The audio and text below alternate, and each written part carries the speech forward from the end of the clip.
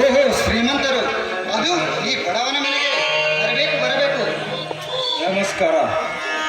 ಹಾ, ನೋಡು ಬೀರ, ನಾವು ನಿಮ್ಮ ತಂಗಿಯನ್ನು ನಮ್ಮ ಮನೆಯ ಸೊಸೆಯನ್ನಾಗಿ ಮಾಡಿಕೊಳ್ಳಲು ಬಂದಿದ್ದೇವೆ. ಏನಂತೀಯ? ಗೌಡ್ರಿ, ನೀವು ಶ್ರೀಮಂತರ್ರಿ, ನಾವು ಬಡವರದೇವು ಅಂದಾಗ ನಮಗೂ ನಿಮಗೂ ಬಹಳ ಅಂತರ ಐತ್ರಿ ಗೌಡ್ರ, ಬಹಳ ಅಂತರವಿದೆ.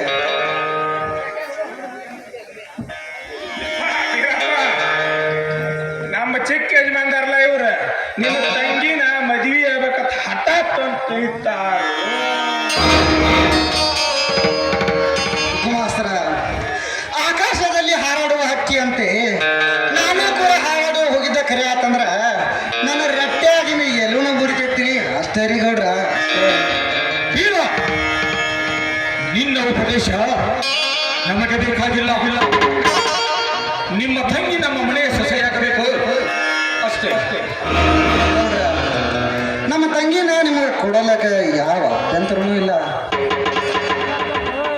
ಅಂದ್ರೆ ಊರಿಸಲ ಮತ್ತು ಒಳಗ ಯಾಕೆ ಚಿಂತೆ ಮಾಡ್ತಿ? ಕುಮಾಸ್ತರ, ನೀವು ಇಷ್ಟೊಂದು ಹೇಳುತ್ತಿರುವಾಗ ಬೇಡ ಒಂದು ಹೇಳುವುದು ನಮ್ಮ ಧರ್ಮವಲ್ಲ. ಹಂಗಾರ ಕೊಡುವುದು ತಗೊಳ್ಳೋದು ಸ್ವಲ್ಪ ವರದಕ್ಷಿಣೆ ಹೇಳ್ರಿಲ್ಲ. ಹಾ ಯಪ್ಪ, ಇದಕ್ಕೇನು ಗೊತ್ತೈತಿ? ಮನಿ ಯಾವಾಗ ನಾನ ಮಾಡವಲ್ಲ, ಬರ್ತೈತಿ. ಆ ಕಡೆ ಬಂದ ನಕ್ ಹೋಗ್ಬಿಡ್ತೈತಿ. ಎಲ್ಲ ನಾ ಮಾಡ್ತಾನ ಹೇಳ್ತೀನಿ, ಕೇಳಿ ಪಟ್ಟ ಬರ್ಕೊಂಡು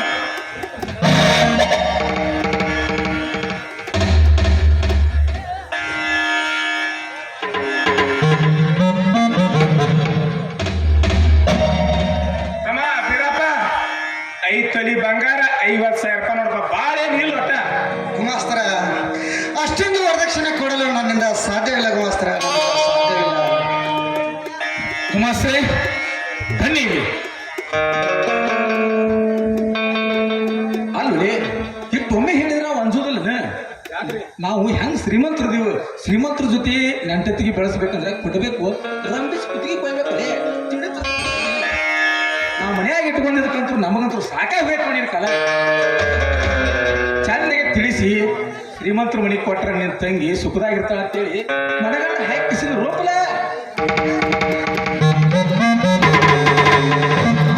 ಅಲ್ಲಿ ಬೆತ್ತಾಗಿ ಮಾತಾಡ್ಕೊಂಡು ಬರೋದು, ಇಲ್ಲಿ ಬೇತರ ಬಡಿದಪ್ಪ. ಆಯ್ತಪ್ಪ ಮಾರಾಯ, ಎಲ್ಲ ಹೇಳ್ತೀನಿ ಕುಂದ್ರಿ.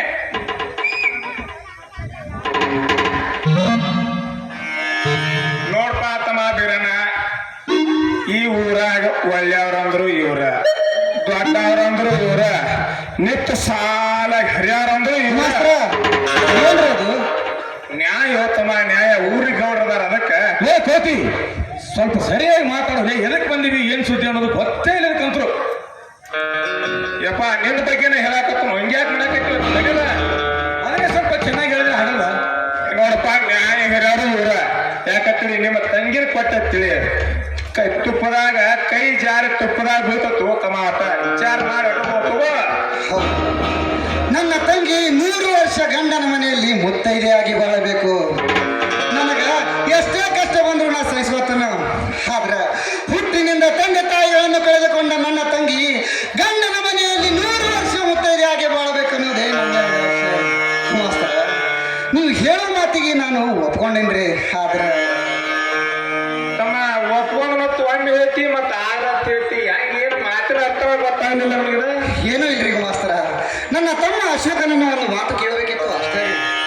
ಒಬ್ಬ ಮಾರಾಯ ಅಶೋಕ ಅವ ಮೈಸೂರಾಗದ, ನಾವು ತಿಳ್ಕೊಂಡಾಗದೀವ. ಮುಂದ್ ತೀಸಿರಾತ. ಈಗ ನಿಮ್ಮ ತಂಗಿನ ಕರ್ಕೊಂಬ, ಈ ಹಣ್ಣು ಹಾಕ್ತಾನ ಹಾಕಿ ಕರ್ಕೊಂಬ, ಅದು ಪಟ್ನ ಹೋಗಿ. ಆಯ್ತು ಮಾಸ್ತರ, ಈಗಲೇ ಹೋಗಿ ನನ್ನ ತಂಗಿಯನ್ನು ಕರೆದುಕೊಂಡು ಬರ್ತೇನೆ.